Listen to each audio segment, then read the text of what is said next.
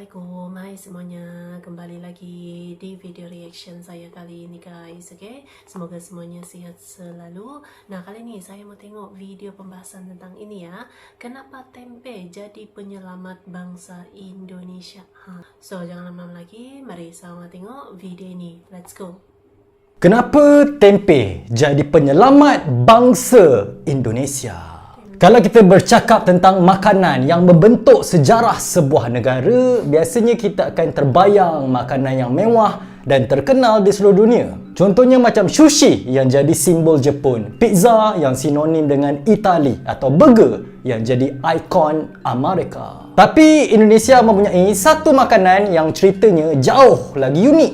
Ia bukan makanan golongan bangsawan, ia bukan hidangan mahal di restoran mewah. Malah selama bertahun-tahun, makanan ni sering dianggap sebagai makanan rakyat biasa. Namanya tempe. Sekeping tempe nampak kecil dan tak menarik perhatian. Warnanya putih, bentuknya sederhana, harganya pula murah. Tapi di sebalik makanan yang nampak biasa ni, tersembunyi satu kisah besar tentang perjuangan, kemiskinan, ekonomi dan kelangsungan hidup sebuah bangsa. Bagi berjuta-juta rakyat Indonesia, tempe bukan sekadar lauk atas pinggan. Ia adalah makanan yang membantu mereka bertahan ketika zaman susah. Ketika keluarga tak mampu beli daging, tempe menjadi sumber protein. Ketika ekonomi merosot, tempe jadi makanan yang masih mampu dibeli. Ketika rakyat perlukan makanan murah tapi berkhasiat, tempe jadi jawapan. Sebab tu ramai anggap tempe bukan sekadar makanan tradisional, tapi adalah satu makanan yang membantu membina Indonesia moden. Perjalanan tempe bermula daripada sesuatu yang sangat sederhana, kacang soya. Pada pandangan pertama, kacang soya cumalah bahan makanan biasa. Tapi masyarakat Jawa beratus-ratus tahun dahulu menemui satu teknik yang sangat luar biasa, iaitu fermentasi. Dengan menggunakan kulat baik, kacang soya yang keras dan sukar dimakan berubah menjadi kepingan makanan yang padat, mudah dimasak dan lebih mudah dihadam. Ia bukan sekadar mencipta makanan baru, ia mengubah bahan murah menjadi sesuatu yang mempunyai nilai tinggi. Pada zaman dulu, apabila teknologi moden belum wujud, masyarakat perlu cari cara untuk hasilkan makanan yang boleh bertahan lama dan memberikan tenaga. Tempe jadi salah satu penyelamat paling bijak yang lahir daripada budaya tempatan.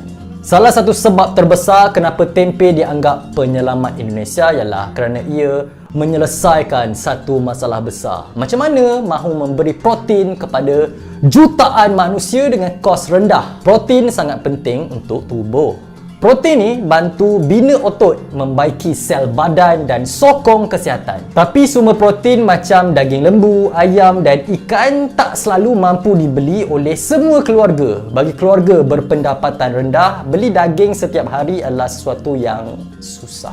Tapi tempe ubah keadaan tu dengan harga yang jauh lagi murah. Rakyat biasa masih boleh dapatkan makanan tinggi protein. Sebab tu tempe sering digelar sebagai daging rakyat miskin. Namun gelaran tu sebenarnya mempunyai maksud yang besar. Tempe bukan makanan kelas kedua. Sebaliknya, ia adalah bukti bahawa makanan yang murah pun boleh mempunyai nilai makanan yang tinggi. Sejarah Indonesia ni penuh dengan zaman yang sukar.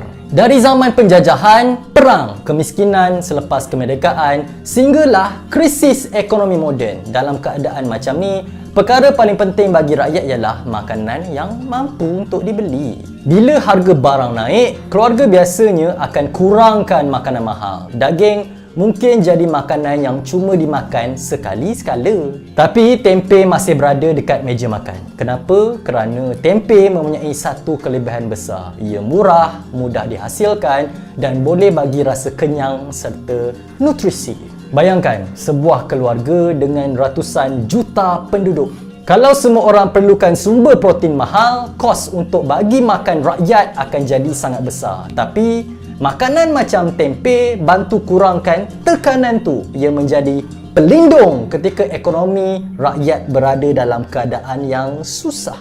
Ramai orang tengok tempe ni hanya sekadar lauk. Tapi di belakang sekeping tempe terdapat satu rangkaian ekonomi yang panjang. Ada petani yang menghasilkan bahan mentah. Lepas tu ada pengusaha kecil yang memproses tempe. Ada pekerja yang bantu pengeluaran. Ada peniaga pasar yang jual. Ada restoran yang menggunakan tempe dalam menu. Bagi banyak keluarga Indonesia, industri tempe jadi sumber pendapatan utama. Yang menarik, kebanyakan pengusaha tempe bukan syarikat gergasi.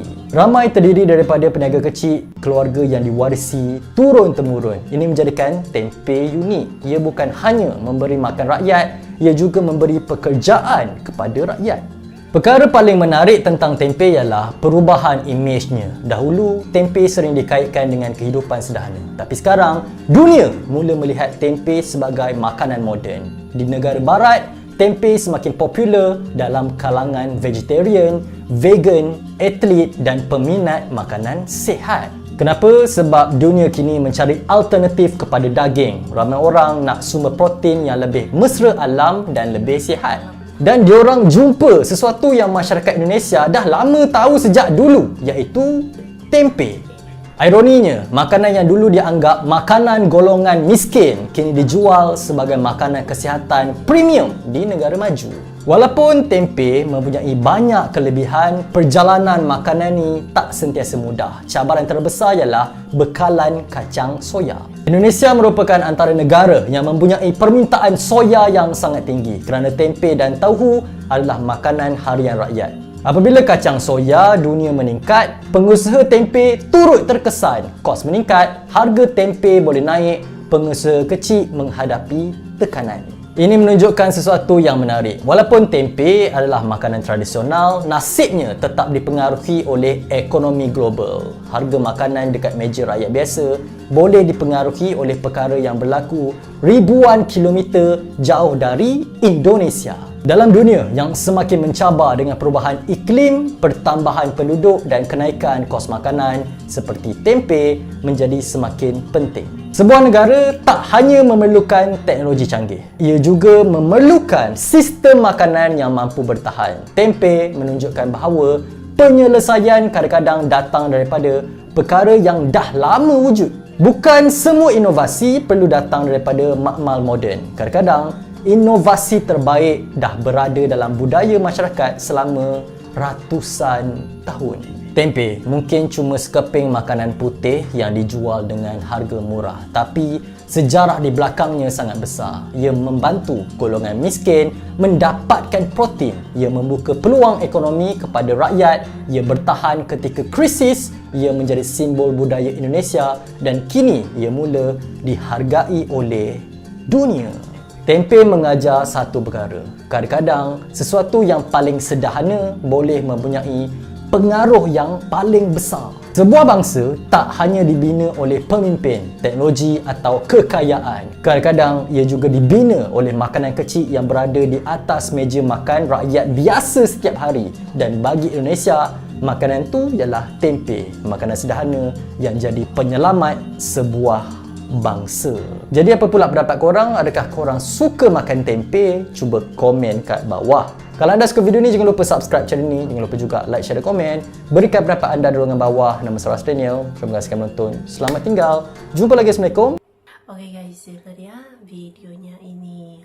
Jadi tempe, makanan yang sangat sederhana tapi penuh dengan khasiatnya gitu ya. Tempe, makanan khas Indonesia ini memang sedap guys. Saya pun pernah rasa sudah juga tempe ini, dan sekarang memang sudah terkenal gitu ya, makanan tempe ini di seluruh dunia gitu. Makanan khas daripada Indonesia ini, oke? So, terima kasih banyak sebab kami sudah menonton video ini. Jangan lupa untuk subscribe, like, komen dan juga share ya. Kita bertemu lagi di video reaction saya yang seterusnya. Assalamualaikum.